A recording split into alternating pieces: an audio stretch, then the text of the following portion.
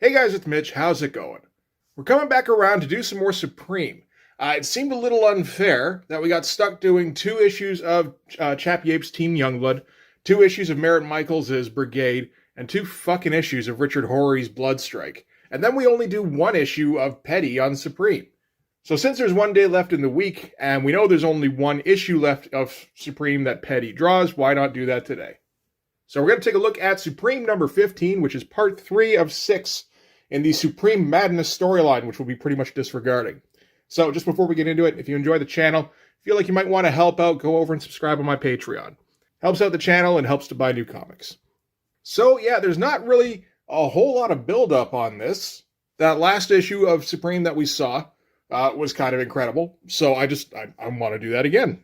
So this is the Supreme Madness storyline, as I said. If you recall, in the last issue of Supreme that we saw, Supreme lost his powers at the end of issue number 11 in battle with Quantum. Somehow. I guess the radiation, that's right. So issue number 12, he has no powers. Issue number 13, I believe he confronts Grislock, which is, his age-old arch nemesis, and gets Grislock to kind of unlock his powers for him again, but the process drives him supremely mad. And in case you're not familiar, it looks like this. So, this is drawn by Cedric Nacone, who's normally an inker and should probably stay there. So yes, when you get Supreme Madness, your eyes turn red and it messes up your hair real bad. So as far as I can tell in the Supreme Madness storyline, basically he just goes around and encounters other Image characters and fights most of them. There's a pit fight, I don't even know, it's fucking stupid. It would be a good 25-30 issues before this comic got smart. So as we can see in this one, this is going to be guest starring Spawn. And I mentioned Pedi at the outset. This is not Pedi drawing this cover. This is Jeff Matsuda. I'm guessing Pedi didn't have enough time because Pedi likes to do too many lines. I would imagine that the time difference in between issue 11 and issue 15 here, he was drawing that entire time. He can only get out an issue every 4 months. The cover itself, it's okay. I'm not huge on Jeff Matsuda's style. It looks better than Cedric Nacone for one thing. And I like the size going on here. I will point out, this is post the first Stephen Platt Supreme cover, and it feels a little bit like we're trying to match the energy there. So that's this one here, Supreme number 12, and you can see the insane proportions, you can see all the vascularity, even got the hammer and everything. He's not really matching the vein work or the level of detail. It just feels a little bit like, taking his cues. And if you're asking, why the fuck aren't we looking at this comic with this awesome cover? Well, it's not like Stephen Platt drew the inside. This is Cedric Nacone doing the drawing. At least Sean McManus is doing layouts. That's something, but it's not enough. So let's get into that. So, yep. Story by Rob Liefeld, which I'm pretty sure just means I don't know, maybe do a backstory in this one. So writer and lettering and editing by Kurt Hathaway, because you always want to edit your own writing. That's just a good idea. And art by Pedi, so pencils and inks, which is preferable. So we're going to start things out in Bum Alley in New York City. This is almost like a trencher city skyline by the looks of it. But yeah, of course, we're going to focus in on Spawn and his homeless buddies. And, just passing around a bottle of Ripple. Spawn is apparently in fine form. He's grinning from ear to ear here, as far as I can see, and just swinging that bottle around. So we're deep into the evening here. And I can see some kind of swirly bouffants going on. So it's like, all right, here we go. We're warming up. And this would be interesting to see Pedi draw Spawn, because since he's such a McFarlane mark, this has got to be right up his alley, so to speak. And we can see all the detail he's putting in this background. That's crazy. Just all sorts of debris all around the place. Really working those shadows in, too. It looks pretty good. The close-up on Spawn, it's like, meh. It's okay. The proportions are a little weird. And there we go, and we're off. Okay, so Spawn is going to complain about the quality of the booze that the bums are providing that particular evening. So this just isn't to his palate, so he's going to go and take the air for a bit. And the bums will go and they'll share the Ripple amongst themselves. And then while they're sharing, Supreme wanders down Bum Alley and then sucks up the fire they're using and shoots it into the sky using the Thor hammer. Why does he do this? I think because Pedi wanted to draw it. I mean, you see all this stuff. This is all okay stuff. Nothing too special, really. Although, just like, why the fuck is Supreme even down this alley? Because he's got to run into image characters, I guess. But, like, honestly, this page here is kind of inconsequential. This is the show, right? This is like an attempt at a fisheye / perspective thing that didn't work. But I don't care, because just the fact he even attempted this is, like, worthy of applause. I love the fact that Supreme has this, you know, it's a Superman ass, essentially, only taken to the nth degree.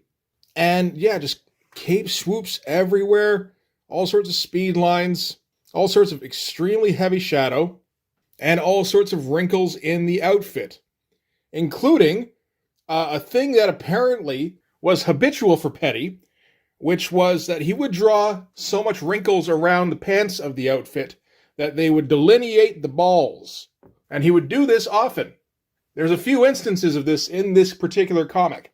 And apparently, this was so much of a problem that Rob had to kind of take him aside. I'm taking this from a story I saw online being told by Ethan Van Sciver, actually. I guess he was in the studio around that time, or knew guys who would have worked there. Yeah, that probably makes as much sense, really. And apparently it became such a thing that Rob had to take him aside and just be like, yo, that's not what we do here, man. And given that this is the last issue that Pedi is going to draw for Rob, or really anyone, I think, it could just be that he couldn't convince him. But whatever the case, I love this fucking page. And we're going to get a lot of spreads in this issue, for some reason. And this one here is just some bum running down the alley, runs into Spawn again, and tells him there's some dude with a super flamethrower down there. So just like, steer clear, but, that's not what Spawn does naturally. He's got to go and check this shit out. Again, not a ton to talk. I mean, if this was anybody else, this would be a pretty impressive spread. Like, I like the layout and everything in particular, with the centralized figures here.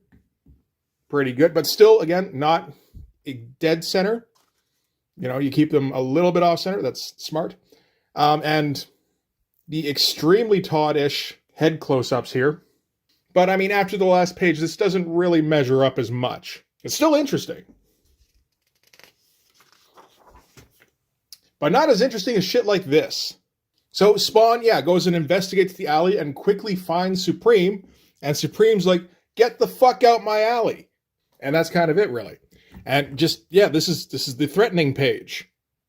Again, look at the fucking proportions on this arm. That looks fantastic. It almost works. Again, as kind of a fisheye thing. Like the arm is closer to us than the head. We get the super swirl here, which I love, and I'm kind of thinking I should start incorporating into my own comics. We get the hammer just smoking, but not quite in a Todd way. This is a bit more original. By which I don't mean that, it's more original than when Todd draws his. I just mean he's not copying Todd specifically for this kind of thing. And nice shot of Spawn, actually, with the kind of uplighting and all the speed lines there. That looks kind of impressive. And Supreme yells at him again, get out of the alley. And Spawn's like, whoa there, buddy. There's nothing in this alley worth getting this kind of worked up about. And this head, almost works. Well, actually, you know what? No, it kind of doesn't. Because, it's too tall. And the incline of the chin doesn't work with that. The incline of the chin almost works with the eyes. And then, if you ended the head around here, maybe. Again, as a whole, it doesn't really work. So Supreme goes, I'm just looking for some privacy, and I'm feeling kind of crazy. So just leave, please. It looks like fucking Bob from Twin Peaks right there. We're going to see more of that, too. I don't know a lot about Twin Peaks, but I know some of you do, so, maybe you can confirm. And it's only at this point that Spawn goes, hey, wait a minute, I recognize you. You're that Supreme guy, aren't you? You were my hero when I was a kid. And it's like, so you were familiar with him, but you didn't recognize him until now. Okay. And Supreme's like, man, nobody recognizes me anymore. This is all so sad. Let me tell you about my origin. There we get Supreme looking like a sad old-ass man. The close-up's too big, so you just got to add on too many lines. Although, of course, this is the swoop of the hair here. I love it. Like I said, we're gonna see more of that. Like this proportionally, I think does kind of maintain over the issue. That's the swoop. Yeah, here we go. There's some more Bob. So Supreme tells the story of how back in World War II, he joined up with Dr. Wells, who looks a bit like the doctor who put Prophet together, actually. And the doctor put him into some kind of super program. And so he put on Cerebro, and then after a week he became Supreme and got into a ball displaying costume, and then went out to take on the Nazis by himself. I'm not even sure where he's getting this from. Supreme has never had long hair. Unless Pedi just kind of draws what he feels like, maybe. I do get that impression sometimes. And yeah, again, he looks like fucking ancient in these. So he went out and was saving Allied planes and ships and helping those on the home front. Bless you, Supreme, for saving my baby. Thanks again, Supreme. I'll be more careful from now on. I never even saw it coming, Supreme. You're a regular one-man army. Thanks a heap. I like to think he's just like swinging from side to side as he's talking to Spawn. And everyone loved me. Louise and Glory. That's Glory right there. Oh, that's Balls again, by the way. Even Billy and the Junior Supreme Squad, not to mention Kid Supreme. How he idolized me. I was unbeatable and everyone knew it. Without me, the world would have fallen to the Axis powers.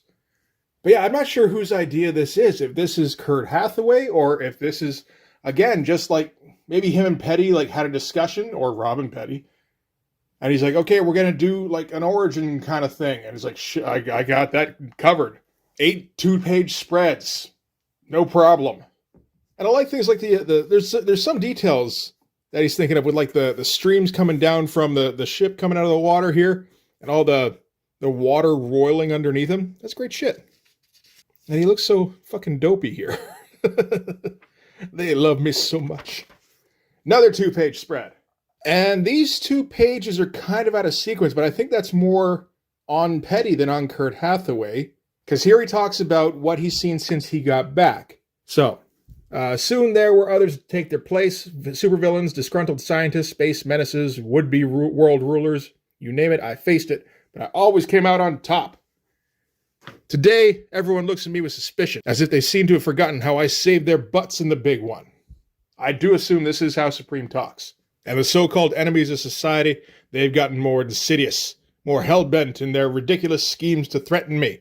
Even Grislock, single-minded as he was, seemed different after my return. His fear was gone, replaced by a single resolve. But he'll never be a problem to me again, I saw to that.